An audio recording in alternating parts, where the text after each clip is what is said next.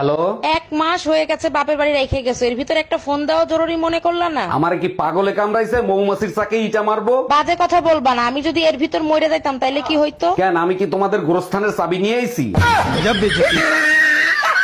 তোমার তো দেখি অনেক সাহস হয়ে গেছে, না বলে কোথায় যাচ্ছ তুমি? পার্কে যাচ্ছে একটু হাঁটাহাঁটি করতে, এটাও তোমারে বলে যেতে হবে? একটা কথা ভালো করে মাথায় ঢুকাই রাখো, তুমি যেতেই যেতে যাবা, আমার ছায়াও কিন্তু সাথে সাথে যাবে। জানি তো, আমি বিয়ে করে তো বউ নিয়ে আসি নাই, ভূত নিয়ে আইছি।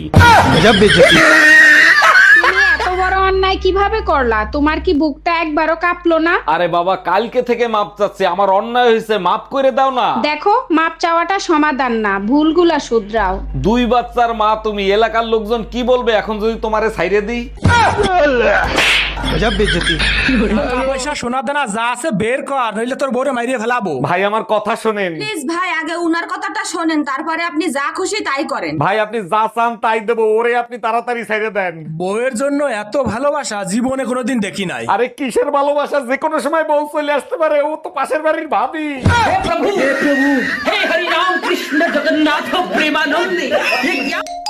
হ্যালো, শোনো, গরম একদম সহ্য করতে পারতেছি না, আজকেই তুমি আমার এসে নিয়ে যাও। ফাজলামি করো? তোর বাপের বাড়িতে এসি আছে, এসির ভিতর আবার গরম লাগে কি করে? এসিতে তো শুধু শরীর ঠান্ডা হয়, কলজা তো আর ঠান্ডা হয় না। তার মানে আমার মাথা না খাইলে তোর কলিজা ঠান্ডা হবে না, তাই না?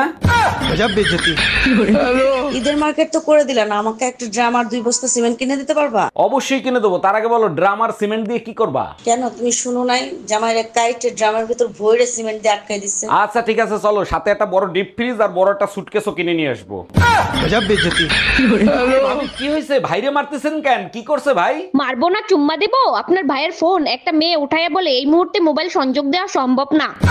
অরুণ ভাই, আপনি একটু বুঝায় বলেন না, ওইটা কাস্টমার কেয়ার থেকে ফোন দিছে। ভাবি, ভাই ঠিকই বলছে, ওটা কাস্টমার কেয়ার থেকে একটা মেয়ে ফোন দিছিল।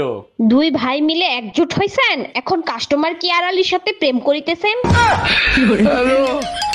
হ্যালো, আমি কিডন্যাপার বলতেছি, তোর বউকে যদি জীবিত দেখতে চাস তাহলে 2 লাখ টাকা নিয়ে আই। আমার বউ কিডন্যাপ করছিস তুই? আমার বউ তোর কাছে, আমি টাকা দেবো কেন? টাকা তো দিবি তুই। এই নে, তোর বউর সাথে কথা বল। বেবি, আলমারির পেছনে 2 লাখ টাকা আছে, ওখান থেকে টাকা নিয়ে আমাকে ছাড়াইয়া নাও। আমি ঠিকানা দিচ্ছি, ওইখানে টাকা নিয়ে আই। তুই কি গাঁজা খাইছিস নাকি? বাংলা বুঝিস না? টাকা দিবি তুই, তা নালে বউ রেখে দে। বুঝতে পারছি, এই শালা টাকা দিবে না। ভাবি আপনি জানতো? এই তুই ধুমকি কারে দিচ্ছিস? আমি কি বউরে ভয় পাই নাকি?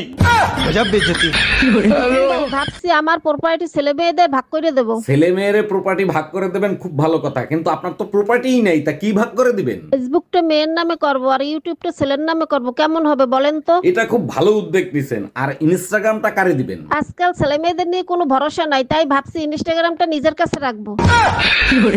এক কাপ দুধ দিবেন, একটু চা করে খাইতাম। জি ভাইজান, হবে, আমি তো কাজ করতেছি, আপনি একটু কষ্ট করে বের করে নেন। আপনাদের ছাগল তো দুধ দিতে চায় না, এর আগের বার অনেক কষ্টে আধা কাপ দুধ বের করছিলাম। ফ্রিজ থেকে বের করতে বলছি, আর ওটা তো ছাগল ছিল না, পাঠা ছিল। গরমে মরে যাব, কতবার বলছি একটা এসি কিনে দাও, কোনো কথা শোনো তুমি? আমি থাকতে তোমার এসির কি দরকার? আমার সাথে ঝগড়া করলেই তো তোমার কলিজা ঠান্ডা হয়ে যায়। দেখো, বাজে কথা শুনতে ভালো লাগতেছে না, তুমি এসি কিনে দিবে কিনা সেটা বলো। দিতে পারি এক শর্তে, আজকের পর থেকে তুমি আমার সাথে ঝগড়া করতে পারবা না। ওরে আমার বাবুটা, আমি তো মজা করতেছিলাম, আমার এসি লাগবে না সোনা। हम इसका पति है, हमको सिर्फ फांसी का सजा चाहिए।